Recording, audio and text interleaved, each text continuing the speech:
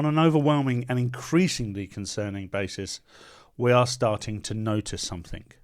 We are starting to notice that people that come to this country seeking asylum because they don't want to be in their country but want to be in ours are finding it increasingly difficult to assimilate to the point that their culture and our culture simply cannot coexist. You know what I'm talking about, and I'll go into more detail in a minute. And we've just seen an absolutely harrowing account at a hospital near Liverpool in Newton-le-Willows just yesterday. This is in a long line of attacks by similar people of a similar nature, and whilst many of you will feel very uncomfortable to point out that you've noticed, we have to point out that we notice, because by not pointing it out, we're enabling it.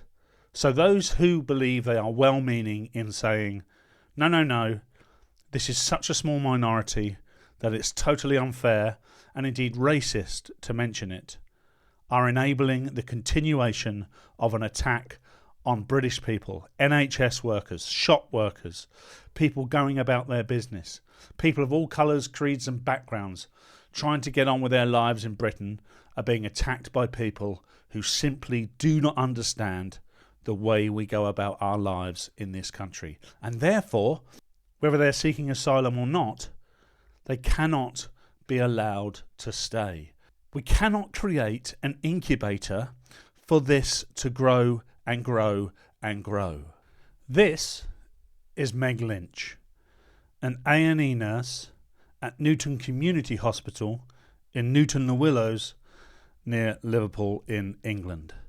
And this is her alleged attacker, a 20-year-old Afghan asylum seeker. And this is what he thought was appropriate after being told that he could not have an appointment. You have to ask yourself a couple of questions here. The first question is, do you accept this? The second question is, does this have a place in a society that grows in a harmonious way? And the third question is, are you willing to speak up about it, irrespective of what people who will see you and their own families, no doubt, come to harm just to protect an ideology that is failing? Now, to some, the immediate and quick response to all three of those questions will be an emphatic yes. But to others, and I'm not criticising, they will see nuance. They might find it difficult to say yes. They'd be worried about the reaction publicly if they were to say yes to that. Now, I'm appealing to you here, the people that are uncomfortable, the people that see the nuance, the people that think that perhaps this isn't so bad. I don't want to be trite and say things like, well, what if this was your daughter? What if this was your sister, your mother? Because I know that you wouldn't want that. But what I would say to you is it doesn't matter if it's your relative, your friend, your loved one. We have to see the British community as a whole as part of our family, and we have to want to protect it. That's how you stay safe. That's how all communities, countries stay safe. And we have to stay safe, because if we don't stay safe, we become lawless. And some people, some malevolent people at the very top of our country would quite happily keep many of us unsafe in order to fulfill their ambition. Let's see what Meg had to say after this attack. Just an update to everyone who's been concerned. As I've not had the chance to reply to everyone today, as a nurse I was attacked at work at the hospital I am based at. I was beaten nearly to death with a crowbar by an unknown man. I've been to Wiston A&E who was absolutely amazing to me. My CT scans and x-rays have come back clear, and I've had my head sewn back together. I honestly don't know why this man did this to me and other workers of the hospital. But I'm so lucky I'm still alive, and I'm so lucky I ran and hid when I did. Otherwise, I wouldn't be here right now. So, what a harrowing account from an A&E nurse. These people are the top of our society, aren't they? These people take care of us no matter what. These people will take care of asylum seekers in the same way they take care of us. They see every human equally. This is the pinnacle of our society. Yet, this man allegedly attacked her with a crowbar simply for refusing an appointment. In fact, she says she doesn't know why he attacked her, which to me is even more concerning. She also alludes to the fact that other colleagues were attacked in this attack, and that's true. There were 5 other colleagues attacked at the hospital who have all had treatment. I wish them all well, as I do Meg. This is not appropriate. This is not correct. This should not be happening. Yet, there are political parties, the Green Party, the Your Party, aspects of the Labour Party, some of the Lib Dems, that are campaigning on making sure these people are welcome in our country. These very people, all of them. They don't believe in borders. They don't believe in illegal humans. This is illegal. This is entirely illegal. We do actually have laws spanning back to the 1970s that state if you come to this country without legal reason, you are committing a crime. So we have political parties with a significant following saying that this is okay. For me, this becomes apolitical. This isn't about left or right. This is about sanity versus psychosis. It's as simple as that. If you see this as something that's okay, or something that you're willing to accept in order for people like Zach Polanski or Jeremy Corbyn or Sultana to fulfill their political ambitions, then you are ill. They are not right. The fact that it happens to be Nigel Farage, that is the person that's telling you this is not right, may be uncomfortable to you. But let me tell you something. Somebody has to. There's always someone in life who has to point out to you that you are going down a wrong path. And Great Britain has gone down a wrong path, and we have gone so far down it now that people are willing to accept this. Well, I'm not, and I know many of you are not either. 2026 has to be the year where we see this stuff stop. Like I said at the beginning of this video, there is lots of mounting evidence, overwhelming mounting evidence, that asylum seekers from particular cultures are committing heinous crimes per capita in numbers that simply cannot be sustained in a healthy, progressive, good society. These people are bad for us.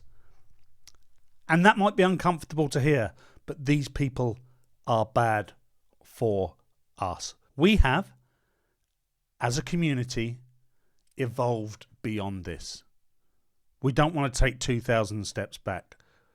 Rather than concentrate on stuff that's going through the courts, that's alleged, let's just look in the last 12 months at the criminal convictions of asylum seekers. Leamington Spa rape convictions. 2 17-year-old Afghan asylum seekers were convicted of abducting and raping a 15-year-old girl in May 2025 and sentenced in December 2025. The Epping sexual assault convictions.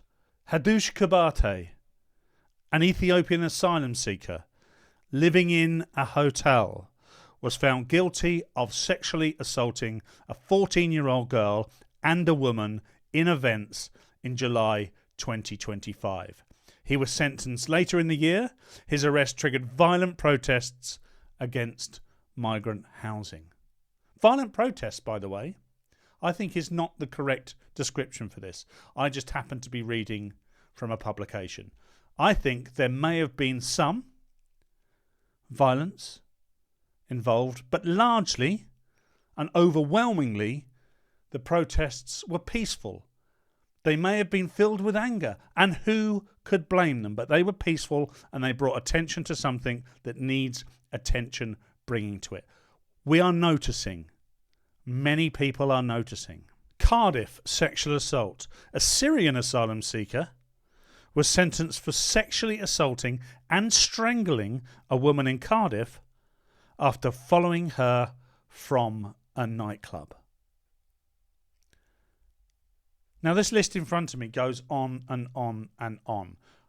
I've just chosen those few because they are the most well known. And it's a reminder that women and girls in particular are not safe from some people, from some cultures. Again, it's not easy for some people to hear that. But not everybody is equal, are they? We know this. The ideology that says everybody is exactly the same forgets to say as long as they prove they are. This is my first video of 2026. Today is the 1st of January. I hope all of you are recovering well from your celebrations last night, and I wish all of you a prosperous and peaceful new year. I want to end this video by saying we have an opportunity in 2026. We can look back at 2025, 24, 23 and beyond and say, is this how we want to carry on? For me, it's an emphatic no. And we don't have to. We can make changes. Keir Starmer and this dangerous Labour Party are not good for the UK. Zach Polanski and the Green Party are so wacky, so off of their head, they are not good for the UK. Goodness only knows what the Your Party stands for. They don't even know.